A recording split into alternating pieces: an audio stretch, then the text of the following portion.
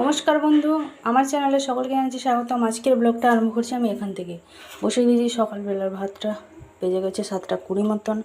ভাতের মধ্যে একটা আলু দিয়েছি, আর এই যে একটা কেরি ব্যাগে বেঁধে কুমড়োটা একটুখানি সেদ্ধ করে নিয়েছি। কুমড়ো ভাতে ভালো লাগে তেল লঙ্কা বলে।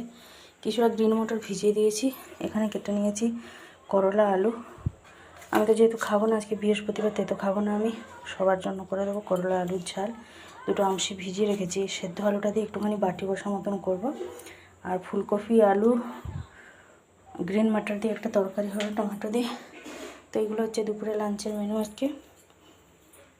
এদিকে সমস্ত কাজ কমপ্লিট হয়ে গেছে, আমার রান্নাঘরটা একটু গোছাগুছি করে নিলাম। চায়ের বাসনও আছে, সেগুলো সব মাজবো। এক বালতি মতন কাপড় ছিল, কেচে নিয়েছি। যা জল ছিল তাতেই সব কাচাকুচি হয়ে গেছে, জল এলে আবার ভর্তি করবো। চলুন তাহলে আগে ছাদে গিয়ে কাপড়গুলো শুকনো দিয়ে আসি, তারপরে মশলাগুলো আজকে শিলেতেই করে নেবো, বাটো বসা হইলে। বসে দিয়েছি কড়াই, আগে তরকারিটা রান্না করবো। ভাতটা হয়ে গেছে, নামিয়ে রেখে নিয়েছি। মশলাগুলো বের করে নিয়েছি, এবার বাটবো। এই যে আগে কুমড়োটা যেহেতু আগে থেকে ভাত থেকে বের করে নিয়েছি, যেহেতু কুমড়োটা বেশি সময় লাগে না, আলুগুলো বের করে নিয়েছি, তারপরে ভাতটা নামালাম। চলুন তাহলে এই ফুলকপি আলু ভাজাটা হতে হতে আমি এদিকে মশলাগুলো করে নিই সব। শোনো আবার টিফিনে নিয়ে যাবে বলেছে। ছোলার ডাল কালকে করে দিয়েছিলাম, ছোলার ডালটা খাইনি, আছে। আমাকে বললে শুধু লুচি করে দেবে, আমি লুচি আর ছোলার ডাল নিয়ে নেব। কালকে সারাক্ষণ ভিডিও করেছি, তখন বাজে প্রায় 11টা পর্যন্ত ভিডিও করেছি। তারপরে দেখছি ফোন থেকে টোটালি আমার পুরো ভিডিও সব ডিলিট হয়ে গেছে, জানেন।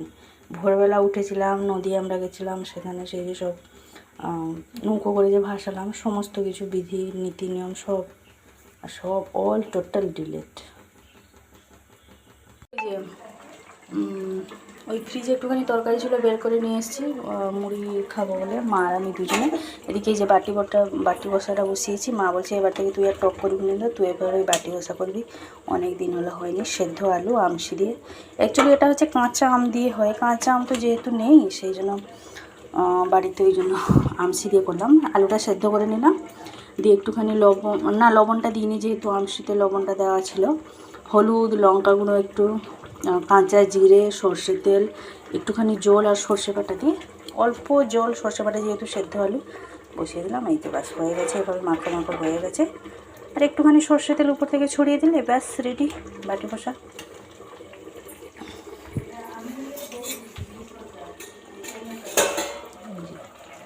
এই যে ফুলকপি আলু মটরশুঁটি দিয়ে তরকারি হচ্ছে, করলা আলুটা ঝাল হবে আর কি। কুমড়ো ভাতে পড়েছে, একটুখানি তেল লঙ্কা করবো।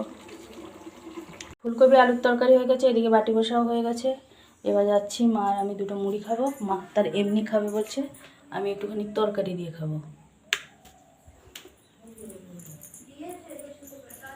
শুনো ওখানে পড়ছে, তরকারি খাবো। আর একটা পেঁয়াজ নিয়েছি, অনেকদিন হলো পেঁয়াজ খাওয়া সব বন্ধ আছে।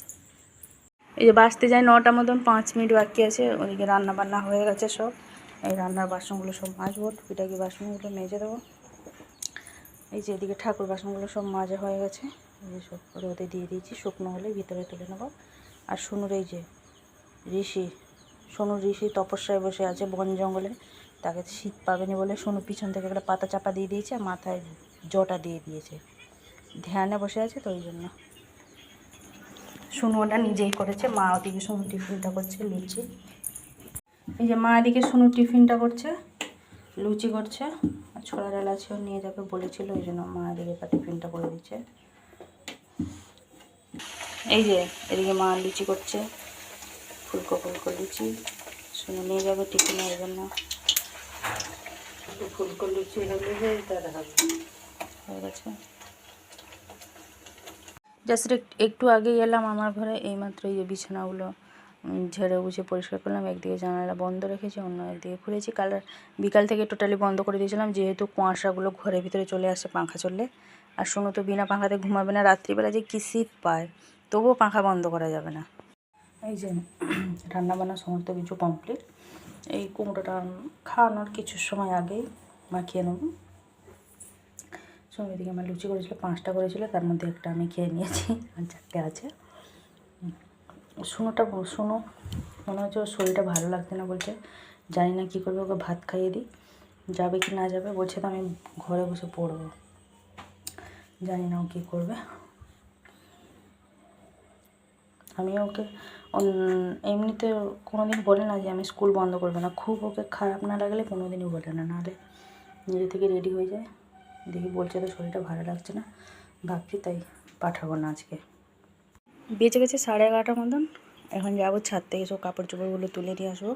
শুনো আজকে যাইনি, বলছিলাম না শরীরটা ভালো লাগছিল না বলে ঘুমাচ্ছে। রুটিন গুছিয়ে নিয়েছিল, টিফিনও ওদিকে তৈরি হয়ে গেছিলো, সেলাই ছিল বলে সেলাই করছিল বসে বসে।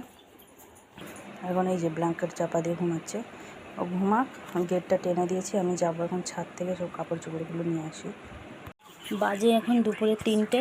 সোনুকে তুলে দিয়েছি, আমি উঠে পড়ে আর ঘুমাতে হবে না। ছোলা ডালটা ছিল একটুখানি গরম করে দিলাম, এখন খাচ্ছে লুচি দিয়ে। ও ঘুম থেকে উঠেই বলছে আমাকে ভালো লাগছে একটু।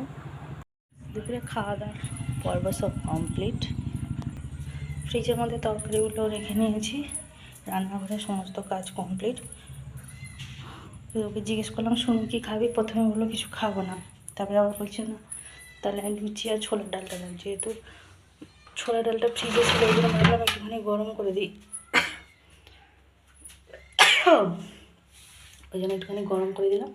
ও খাচ্ছে খাক, আমি এদিকে একটুখানি আটাটা মাখিয়ে রেখে নেবো। বেজে গেছে 3:20 মতন, ওদিকে আটাটা একটুখানি মাখিয়ে দিয়ে এলাম। ছাদে গেছিলাম, ধানটা শুকনো ছিল, ধানটা একটা ক্যারি ব্যাগের মধ্যে ভরে রেখে দিয়ে এসেছি। সোনুর খাওয়া হয়ে গেছে, আমি প্লেটটা বাইরে রেখে দিয়ে সে খাটের নিচে গুঁজে রেখে দিয়েছি। জানেন ধান বলতে গেলে অঘ্রাণ মাসে যে আমাদের গৃহলক্ষ্মী পুজো হয় সবাই তো জানেন। এবার যারা যারা আমার চ্যানেলে নতুন বন্ধু তারা হয়তো জানেন না, প্রত্যেক বছর আমি দিই, এবছরও দিয়ে দেবো দেখবেন। তো ধান লাগে ওই জন্য ধানটা শুকনো দিয়েছিলাম, তাকে ভরে দিয়ে এলাম। মা এদিকে ঠাকুর বাসনগুলো যাই হোক তুলে দিয়েছিল। আমি এখানে চলে এসেছি, আমার লজেন্সগুলো করবো জানেন তো, ওই জন্য লজেন্সটা করে রেখে দেবো।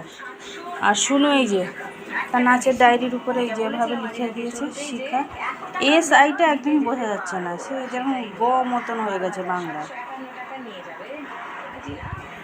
তাকে সাজিয়ে দিয়েছে ডায়েরিটাকে।